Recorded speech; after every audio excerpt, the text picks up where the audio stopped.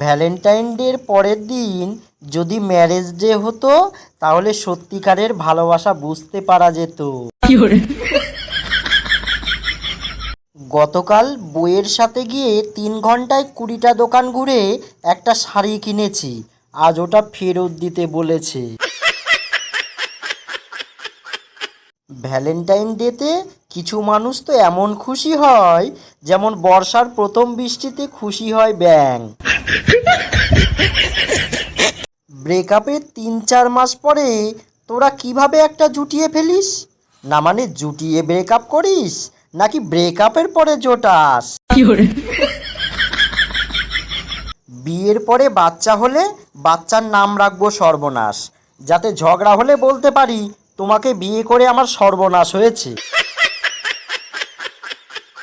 আগে সবার বাড়িতে 100 ওয়াট জ্বলতো, তাতে বিল আসতো 300 টাকা। এখন 9 ওয়াট এলইডি জ্বলে, বিল আসে 1700 টাকা। প্রকল্পের নাম দুয়ারে বাস।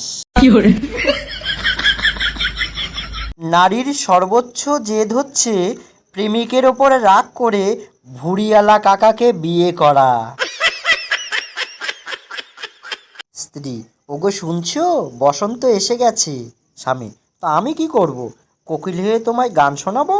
স্ত্রী: আরে মিনসে, দুধালা বসন্ত এসে গেছে টাকা নিতে।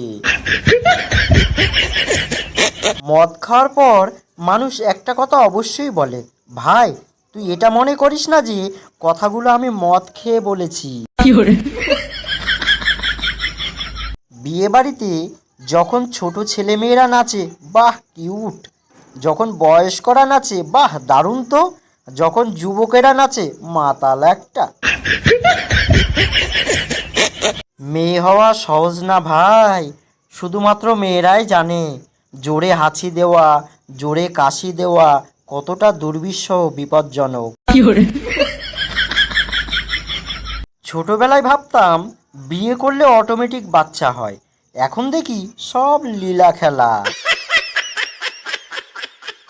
বর্তমানে মন বলতে কিছু নাই, ধন হচ্ছে সব কিছু। উল্টো ভাববেন না, ধন সম্পদের কথা বলছি কিন্তু। আমার প্রিয় ইউটিউব পরিবারের সদস্য সবাইকে জানাই বাংলা হাসির ভাণ্ডারের পক্ষ থেকে অসংখ্য ধন্যবাদ। সকলে ভালো থাকবেন, সুস্থ থাকবেন। আর জোকসগুলো শুনে কেমন লাগলো কমেন্ট করে জানাবেন।